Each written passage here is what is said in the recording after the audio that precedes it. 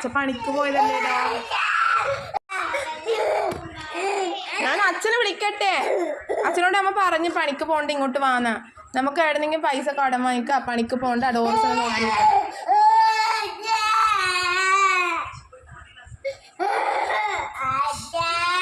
വയ്യാണ്ടാവൂലേ Dora mock ഇങ്ങനെ കരഞ്ഞാൽ വയ്യാണ്ടാവൂലേ?